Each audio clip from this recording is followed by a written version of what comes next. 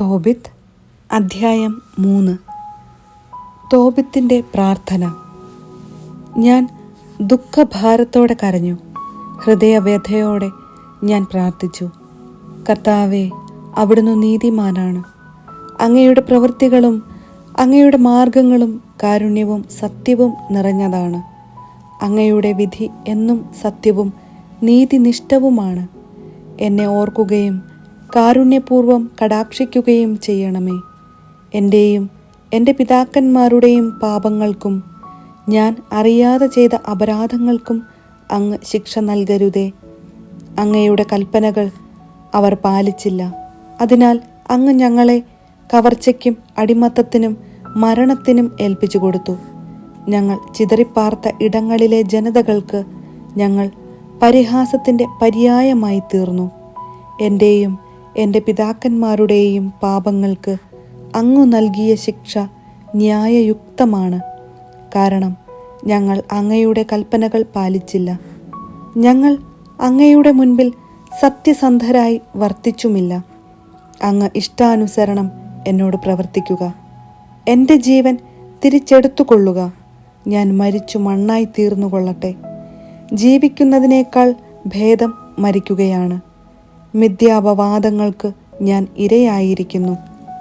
എൻ്റെ ഹൃദയവ്യഥ ദുസ്സഹമാണ്.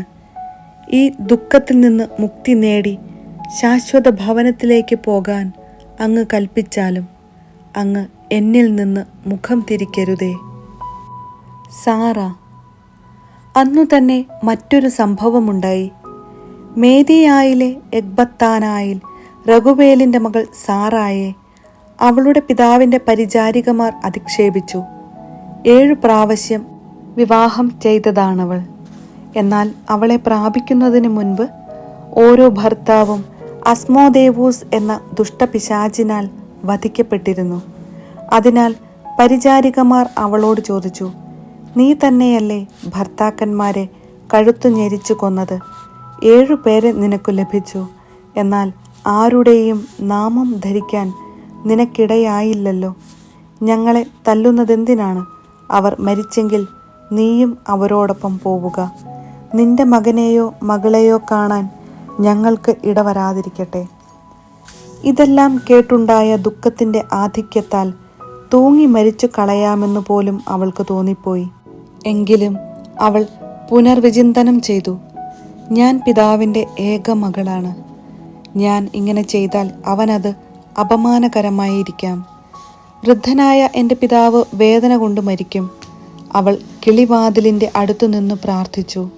എൻ്റെ ദൈവമായ കർത്താവേ, അങ്ങ് വാഴ്ത്തപ്പെടട്ടെ. പരിശുദ്ധവും സംപൂജ്യവുമായ അങ്ങയുടെ നാമം എന്നെന്നും സ്തുതിക്കപ്പെടട്ടെ. എല്ലാ സൃഷ്ടികളും അവിടുത്തെ എന്നെന്നും വാഴ്ത്തട്ടെ. എൻ്റെ ദൃഷ്ടികളും മുഖവും അങ്ങയുടെ നേരെ തിരിഞ്ഞിരിക്കുന്നു. എന്നെ ഈ ഭൂമിയിൽ നിന്ന് മോചിപ്പിക്കണമേ. ഞാൻ ഇനി അധിക്ഷേപങ്ങൾ കേൾക്കാൻ ഇടവരാതിരിക്കട്ടെ. കർത്താവേ, ഞാൻ പുരുഷന്മാരുമായി പാപം ചെയ്തിട്ടില്ലെന്ന് അവിടുത്തേക്ക് അറിയാമല്ലോ. ഈ പ്രവാസത്തിൽ എൻ്റെയോ പിതാവിൻ്റെയോ പേരിന് ഞാൻ കളങ്കം വരുത്തിയിട്ടില്ല. പിതാവിൻ്റെ ഏകജാതയാണു ഞാൻ. അവകാശിയായി അവന് വേറെ മക്കളില്ല. എനിക്ക് ഭർത്താവാകാൻ അവന് ഉറ്റവനോ ഉറ്റവരുടെ മകനോ ഇല്ല. എൻ്റെ 7 ഭർത്താക്കന്മാർ മരിച്ചു. ഇനി ഞാൻ എന്തിനു ജീവിക്കണം? ഞാൻ ജീവിക്കണമെന്നാണ് അവിടുത്തെ ഹിതമെങ്കിൽ എന്നെ കാരുണ്യപൂർവം കടാക്ഷിക്കണമേ. ഇനി അധിക്ഷേപങ്ങൾ കേൾക്കാൻ ഇടവരാത്ത വിധം എനിക്ക് മാന്യത നൽകണമേ. ഇരുവരുടെയും പ്രാർത്ഥന ദൈവത്തിൻ്റെ മഹനീയ സന്നിധിയിൽ എത്തി. അവർ ഇരുവർക്കും ഉപശാന്തി നൽകാൻ തോബിത്തിൻ്റെ കണ്ണുകളിലെ വെളുത്ത പടലം നീക്കം ചെയ്യാനും രഘുവേലിൻ്റെ പുത്രി സാറായെ തോബിത്തിൻ്റെ പുത്രൻ തോബിയാസിന് വധുവായി നൽകാനും അസ്മോദേവൂസ് എന്ന ദുഷ്ടഭൂതത്തെ ബന്ധിക്കാനും റഫായേൽ നിയുക്തനായി.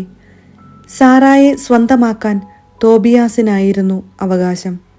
തോബിത്ത് മടങ്ങിവന്ന് വീട്ടിലേക്കു കയറിയതും രഘുവേലിൻ്റെ പുത്രി സാറ മുകളിലെ മുറിയിൽ നിന്ന് ഇറങ്ങി വന്നതും ഒരേ നിമിഷത്തിലായിരുന്നു. തോബിത്ത് അധ്യായം 4.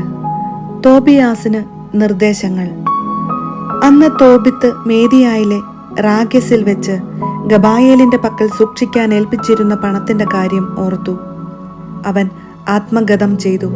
ഞാൻ മരണത്തിനു വേണ്ടി പ്രാർത്ഥിച്ചു. മരിക്കുന്നതിന് മുൻപ് എൻ്റെ മകൻ തോബിയാസിനെ വിളിച്ച് ആ പണത്തിന്റെ കാര്യം പറയാം.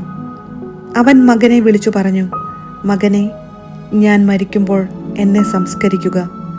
നിന്റെ അമ്മയുടെ കാര്യം ഒരിക്കലും മറക്കരുത്.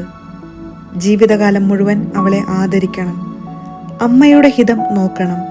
ഒരിക്കലും അവളെ വേദനിപ്പിക്കരുത്.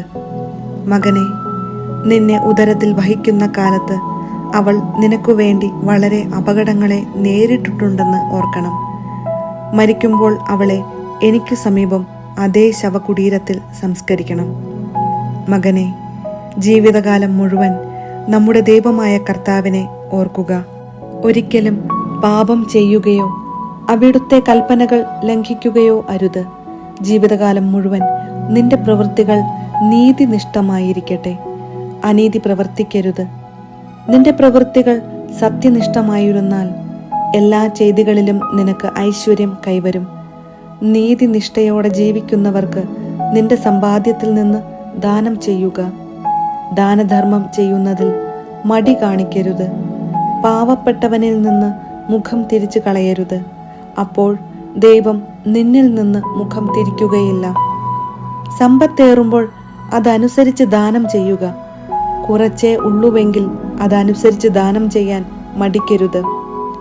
ദരിദ്രകാലത്തേക്ക് ഒരു നല്ല സമ്പാദ്യം നേടിവയ്ക്കുകയായിരിക്കും നീ അതുവഴി ചെയ്യുന്നത്. എന്തെന്നാൽ ദാനധർമ്മം മൃത്യുവിൽ നിന്ന് രക്ഷിക്കുകയും അന്ധകാരത്തിൽ പെടുന്നതിൽ നിന്ന് കാത്തുകൊള്ളുകയും ചെയ്യുന്നു. ദാനധർമ്മം അത്യുന്നതന്റെ സന്നിധിയിൽ വിശിഷ്ടമായ കാഴ്ചയാണ്. എല്ലാത്തരം അധാർമികതയിലും നിന്ന് നിന്നെ കാത്തുകൊള്ളുക. നിന്റെ പൂർവികരുടെ ഗോത്രത്തിൽ നിന്നു മാത്രം ഭാര്യയെ സ്വീകരിക്കുക. അന്യജനതകളിൽ നിന്ന് വിവാഹം ചെയ്യരുത്. നാം പ്രവാചകന്മാരുടെ സന്തതികളാണ്. മകനെ, നമ്മുടെ പൂർവ്വപിതാക്കന്മാരായ നോഹ, അബ്രാഹം, ഇസഹാക്ക്, യാക്കോബ് എന്നിവരെല്ലാം തങ്ങളുടെ ചാർച്ചക്കാരുടെ ഇടയിൽ നിന്നാണ് ഭാര്യമാരെ തിരഞ്ഞെടുത്തത് എന്ന കാര്യം നീ അനുസ്മരിക്കണം.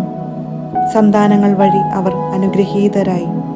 അവരുടെ പിൻതലമുറ ദേശം അവകാശമാക്കും. അതിനാൽ മകനെ, നിന്റെ സഹോദരന്മാരെ സ്നേഹിക്കുക. നിന്റെ ചാർച്ചക്കാരിൽ നിന്ന്, നിന്റെ ജനത്തിന്റെ മക്കളിൽ നിന്ന് ഭാര്യയെ സ്വീകരിക്കാതെ അവരെ നിന്ദിക്കരുത്. അഹങ്കാരം വിനാശവും അരാജകത്വവും വരുത്തും. അലസത നാശത്തിനും പട്ടിണിക്കും നിദാനമാകുന്നു. കാരണം അലസതയാണ് ദാരിദ്ര്യത്തിന്റെ മാതാവ്. വേല ചെയ്യുന്നവന്റെ കൂലി പിറ്റേ ദിവസത്തേക്ക് നീട്ടിവെക്കരുത്. അതതു ദിവസം തന്നെ കൊടുത്തു തീർക്കുക. ദൈവ ശുശ്രൂഷ ചെയ്താൽ പ്രതിഫലം ലഭിക്കും. മകനെ, എല്ലാ പ്രവൃത്തികളും ശ്രദ്ധാപൂർവം ചെയ്യുക. നിന്റെ പെരുമാറ്റം ചിട്ടയുള്ളതായിരിക്കണം. നിനക്ക് അഹിതമായത് അപരനോടും ചെയ്യരുത്. അമിതമായി മദ്യപിക്കരുത്. ഉന്മത്തത ശീലമാക്കരുത്. വിശക്കുന്നവനുമായി നിന്റെ അപ്പം പങ്കിടുക. നഗ്നനുമായി നിന്റെ വസ്ത്രവും. മിച്ചമുള്ളത് ദാനം ചെയ്യുക. ദാനധർമ്മം ചെയ്യുന്നതിൽ മടി കാണിക്കരുത്. നീതിമാന്മാരുടെ ശവകുടീരത്തിങ്കൽ അപ്പം വിതരണം ചെയ്യുക. പാപികൾക്ക് കൊടുക്കരുത്. വിവേകമുള്ള ഏതൊരുവനിലും നിന്ന് ഉപദേശം തേടുക. സതുപദേശം നിരസിക്കരുത്. ദൈവമായ കർത്താവിനെ എപ്പോഴും വാഴ്ത്തുക. നിന്റെ പാതകൾ നേരെയാകാനും നീ നനയ്ക്കുന്ന കാര്യങ്ങൾ ശുഭമായി ഭവിക്കാനും അവിടുത്തോട് പ്രാർത്ഥിക്കുക. ജനതകൾക്കു ജ്ഞാനം നൽകപ്പെട്ടിട്ടില്ല. കർത്താവാണ് എല്ലാ നന്മയും നൽകുന്നത്. അവിടുന്ന് എളിമപ്പെടുത്തണമെന്ന് വിചാരിക്കുന്നവനെ അങ്ങനെ ചെയ്യുന്നു. അതിനാൽ മകനെ, എൻ്റെ കൽപ്പനകൾ അനുസ്മരിക്കുക.